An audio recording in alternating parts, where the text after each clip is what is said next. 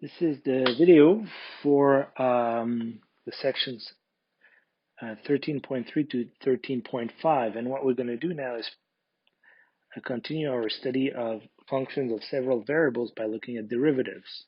Okay, so we're going to look at partial derivatives, also the implicit differentiation, and differentials. So there's going to be some flavor of Calc 1, but with some twist again. All right. So derivative is about understanding how a function varies when the input is changed. Okay, so in 1D, the input is the real line. Okay, so let's say you want to look at the function at the point x0. How does it vary? How does the output vary when I change x0? Well, I'm going to look a little bit on the right or a little bit on the left, and we're going to define the derivative df dx at x0 as the limit when this delta x goes to 0 of the variation of f over the variation of x, right? So f x0 plus delta x minus f x0 divided by delta x. Okay, so that gives you the rate of change as x0 you go slightly off x0. Now, our input for a function of several variables is R2 or Rn, so let's stick to R2. It's the same thing for higher derivative. And so there's several ways to do that. So we're going to start with looking at what we call the partial derivative. So we look at the point x0, y0, and then what we're going to do is first, let's just change x. Okay, exactly like we did here. We're at the point x0, y0, and we look how the function varies if I vary only the x, keeping the y constant. Okay, so that gives you the partial derivative of f with respect to x.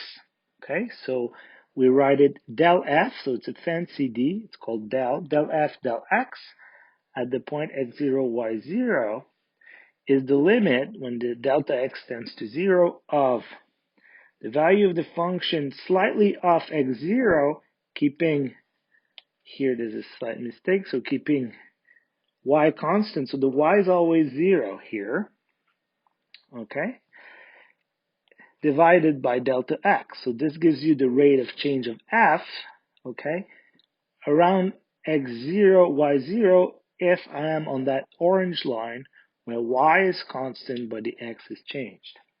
So the same way, you have the partial derivative of f with respect to y, where you change now the y input, keeping the x input the same. Okay, so the way to do that, you're looking at the variation of x0, y0 plus delta y minus fx0, y0. Again, the x is not changed and only the y is varied. So those are called the partial derivative of f with respect to y and with respect to x.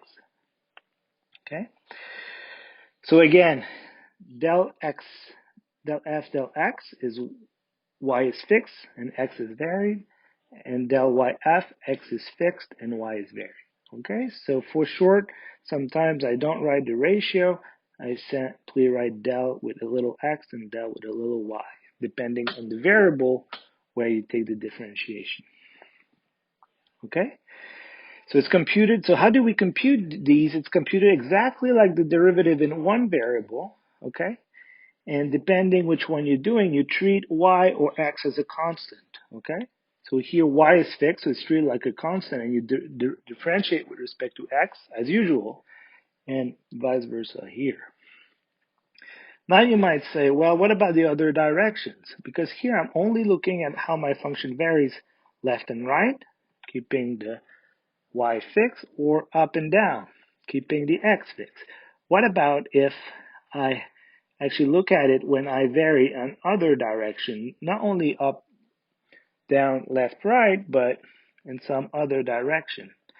Well, this we'll do next section when we're going to look at the gradient and directional derivative.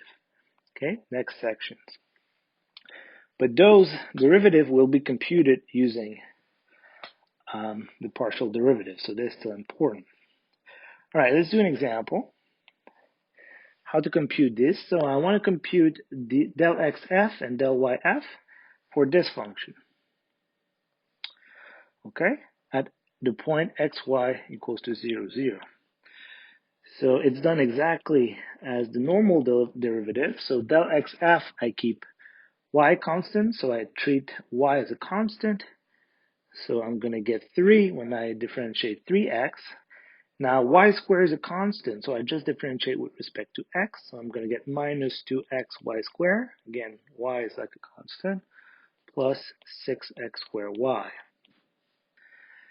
Okay, and del yf would be, now x is a constant, so 3x is just a constant. It's going to give me 0, minus 2yx squared for the second term, plus 2x cubed for the third term. Okay, because again, x cubed is a constant. Okay, and at the point 0, 0, I get del xf, so that's a function of x and y, so I validate it as 0, 0, I plug it in, so I get 3, and for the other, I simply get 0 when I plug in. Okay, so very easy, same reflexes, same technique as calculus 1. Now, as in calculus 1, you have higher order derivatives. Okay, so you can compute the second order derivative, so the second derivative with respect to x, or the second derivative with respect to y. Okay, and again, this is done the same thing. This is the rate of change in x of del xf, and this is the rate of change in y of del yf. Okay, so you can compute the same way. We can do the example. So if I do the second derivative here, okay, in x, I'm going to get minus 2y squared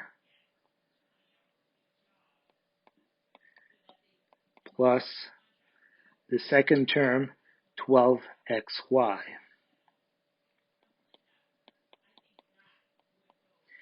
And for the derivative in y, I'm going to second derivative in y. This term is now constant, doesn't depend on y, so it's going to be 0, so I'm just going to get minus 2x squared. Now a difference with higher order derivatives in higher dimension is you also have what we call mixed derivative. So I can take a derivative in y first and then in x, or the other way around.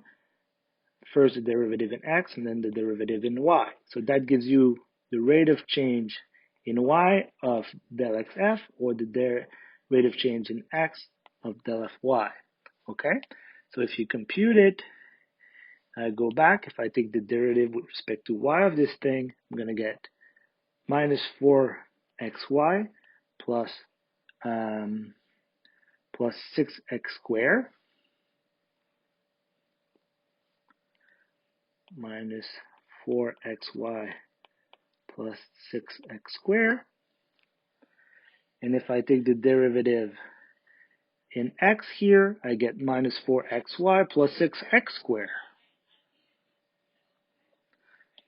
I get the same thing.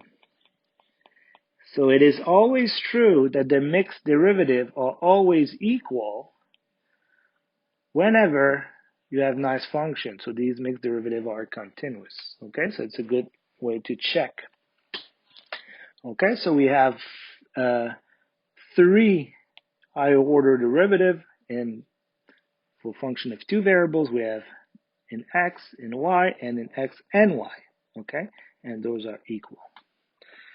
All right, so let's move on to differential. So I will just say a word on this because we're going to say a little bit more when we talk about Taylor expansion of function of 2 variables. Okay, so derivative can be used to actually approximate function as in 1D. Okay, so this is called a differential. That's related to Taylor expansion. So the idea is, what's the variation in f, say, if I go from x0, y0 to xy? Okay, so what's the difference in the value of the function? Well, the way to compute it, what I can do is say, well, I'm going to vary in x, Okay, so the difference is x minus 0 in the input. And I know that if I vary by a certain delta x, as in 1D, the variation should be approximately delta x times the derivative, okay, if delta x is small. So this is the variation due to changing the x. Then you have to add the variation due to change in y, and that's what this is doing, okay? So the differential in this, a couple of examples, I won't do one here, where you can approximate a function simply by taking the partial derivative in x times the delta x plus delta yf times the delta y. Okay, we'll go a bit deeper in that when we talk about Taylor expansions just before we talk about extrema. All right, last subject. In these sections are the chain rules, okay, and the implicit differentiation.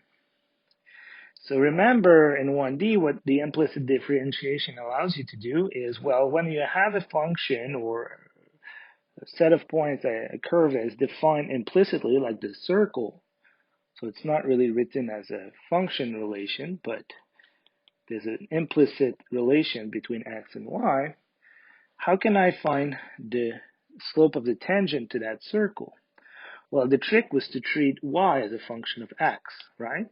And then if you do that and you just apply the derivative, you get 2x plus, and now you have to think that, apply the chain rule and take the derivative of y squared becomes 2y y prime is equal to 0, okay? And therefore y prime is equal to minus x over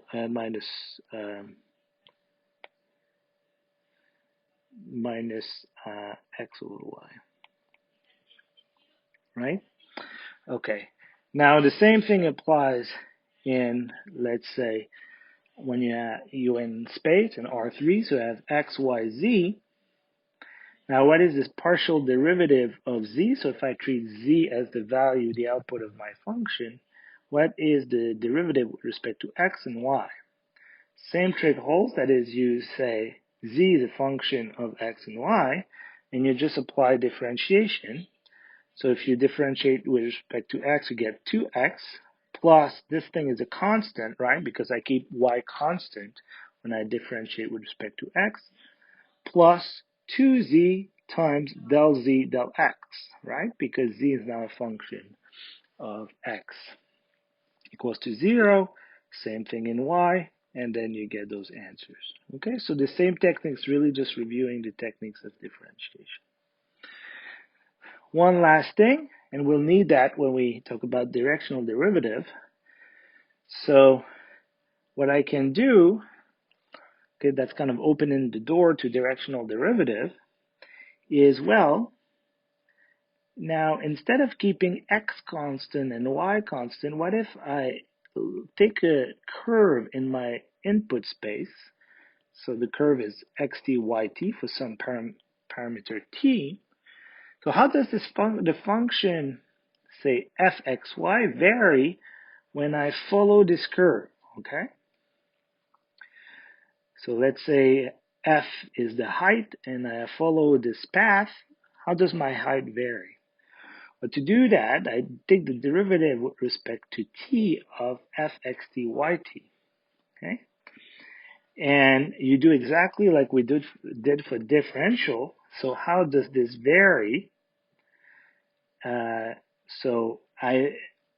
It's two things. First, so there's the variation due to due to x, okay? And so how's the variation in x would be del xf times x prime t, and the variation is y is del yf y prime t, okay?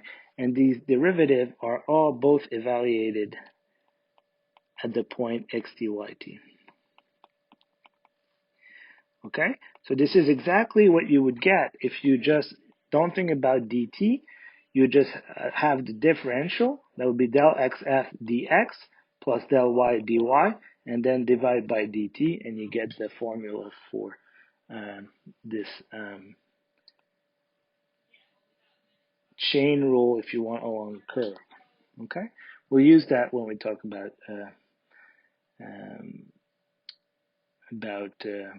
directional derivative. All right. Okay. Thank you for listening.